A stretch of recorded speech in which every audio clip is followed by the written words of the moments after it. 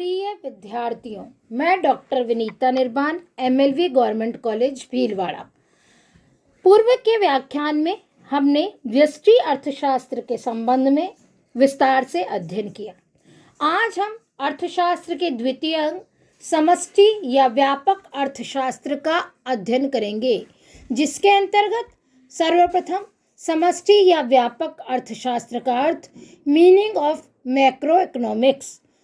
Macro शब्द की उत्पत्ति यूनानी शब्द मार्कोस से हुई है, जिसका शाब्दिक अर्थ व्यापक या समग्र या वृहद से है। अतः मैक्रो इकोनॉमिक्स अर्थात समष्टि अर्थशास्त्र का अर्थ ज्ञान या अध्ययन की वह शाखा है जिसके अंतर्गत संपूर्ण अर्थव्यवस्था से संबंध रखने वाली इकाइयों का अध्ययन किया जाता है।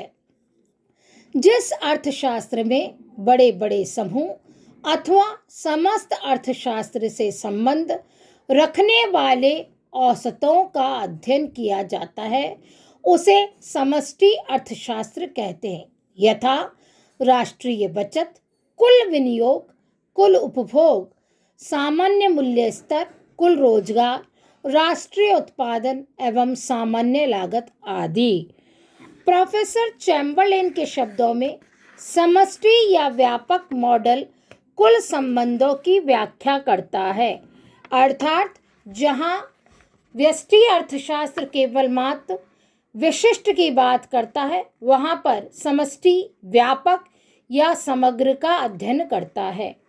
प्रोफेसर के.ई. बोल्डिंग के मतानुसार समष्टि अर्थशास्त्र वैयक्तिक इकाइयों का नहीं, वरन उन योगों का अध्ययन करता है जिसमें व्यक्तिगत आय के स्थान पर राष्ट्रीय आय, व्यक्तिगत कीमतों के स्थान पर कीमत स्तर तथा व्यक्तिगत उत्पादन के स्थान पर राष्ट्रीय उत्पादन का अध्ययन किया जाता है।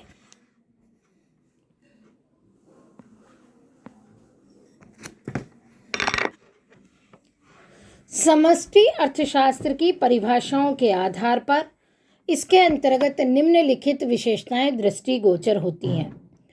समष्टि अर्थशास्त्र में अर्थव्यवस्था के बड़े समूह या औसतों का अध्ययन किया जाता है। सेकंड, इसमें व्यापक मात्राओं का अध्ययन किया जाता है। थर्ड, सभी समष्टिगत मात्राएं परस्पर इतनी संबद्ध है कि एक में परिवर्तन होने पर बहुधा अन्य मात्राओं के साम्य स्तर में भी परिवर्तन नहीं होंगे। नेक्स्ट है, समष्टि एवं व्यष्टिगत विश्लेषण एक दूसरे से स्वतंत्र है।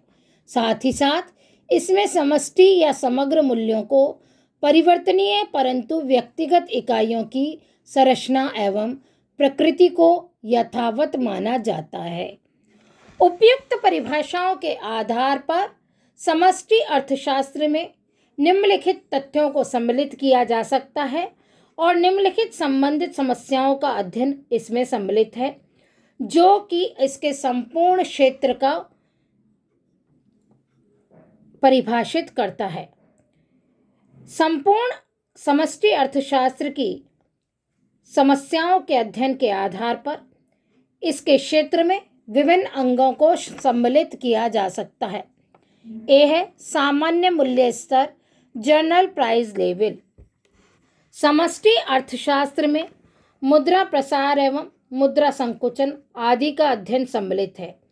देश में सामान्य मूल्य स्तर अर्थशास्त्र की विभिन्न समस्याओं के समाधान में महत्वपूर्ण भूमिका निभाता है और समष्टि अर्थशास्त्र में सामान्य मूल्य स्तर के निर्धारण का अध्ययन इस कारण महत्वपूर्ण हो जाता है।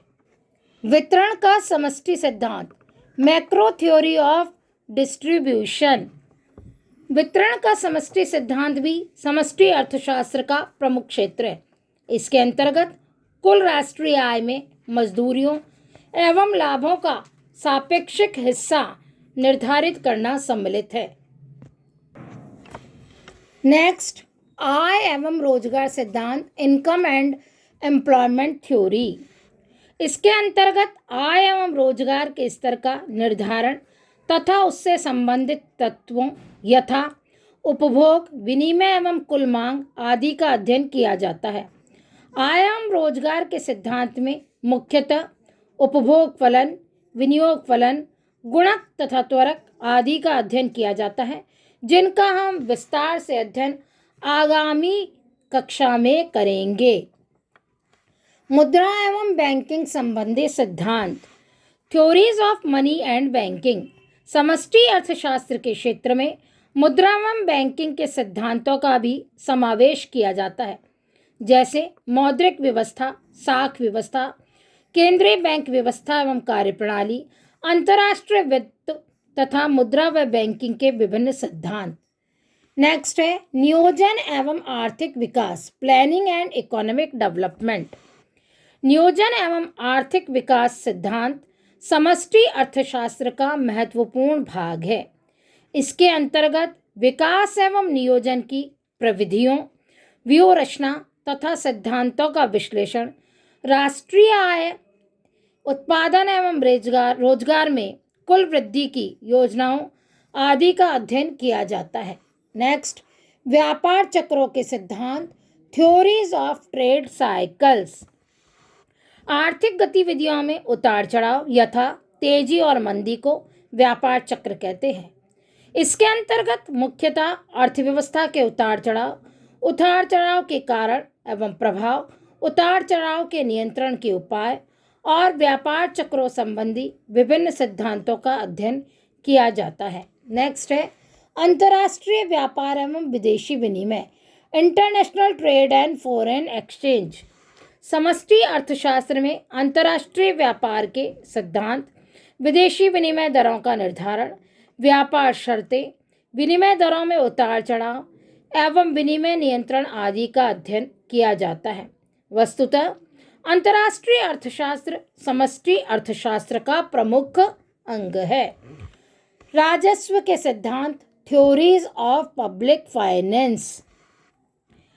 राजस्व के सिद्धांत में मुख्यतः सार्वजनिक आय, सार्वजनिक व्यय, कराधान अर्थात टैक्सेशन का अध्ययन किया जाता है। इन सभी का समष्टि अर्थशास्त्र में अधिकतम सामाजिक कल्याण अर्थात मैक्सिमम सोशल वेलफेयर, राजस्व के सिद्धांतों के अतिरिक्त राजकोषीय नीति, फिस्कल पॉलिसी एवं उसके प्रभावों की दृष्टि से अध्ययन किया जाता है। नेक्स्ट है समष्टि अर्थशास्त्र के प्रकार। जिस प्रकार व्यष्टि अर्थशास्त्र के प्रकार होते हैं, उसी प्रकार समष्टि अर्थशास्त्र के भी निम्नलिखित प्रकार हैं। फर्स्ट है समष्टि स्थैतिक, मैक्रो स्थैतिक। समष्टि अर्थशास्त्र में साम्य की दशा में संपूर्ण अर्थव्यवस्था का अध्ययन किया जाता है। आर्थिक परिवर्तनों के फलस्वरूप अर्थव्यवस्था में अनेक साम्य स्थापित होते रहते हैं। इन साम्य स्थितियों में समूही संबंधों की व्याख्या के साथ साथ अध्ययन को भी स्थैतिक विश्लेषण कहा जाता है। इसमें उस प्रक्रिया का अध्ययन नहीं किया जाता जिसके द्वारा अर्थव्यवस्था साम्य की दशा में किस प्रकार पहुंचती है। नेक्स्ट है समष्टि प्रावैगिकी, मैक्रो डायनेमिक। समष्टि प्रावैगिकी में नए साम्य के साथ ही उस प्रक्रिया का अध्ययन किया जाता है जिससे गुजरकर अर्थव्यवस्था एक साम्य को छोड़कर दूसरे साम्य को प्राप्त करती है, जैसे उपभोग, आय एवं निवेश आदि। इस प्रकार समष्टि प्रावैगिकी विश्लेषण अर्थव्यवस्था के विभिन्न घटकों में होने वाले परिवर्तनों की प्रक्रिया का अध्ययन करता है। नेक्स्ट है तुलनात्मक समष्टि स्थैतिकी, कंपैरेटिव मैक्रो स्थैतिक। इसके अंतर्गत अर्थव्यवस्था के विभिन्न साम्यों की तुलना की जाती है, लेकिन परिवर्तनों की उस प्रक्रिया का अध्ययन नहीं किया जाता है जिसके द्वारा अर्थव्यवस्था एक साम्य को छोड़कर नए साम्य को प्राप्त करती है। आगामी व्याख्यान में हम समष्टि अर्थशास्त्र की विभिन्न निर्णयों में महत्ता और उसकी विभिन्न सीमाओं का अध्ययन करेंगे।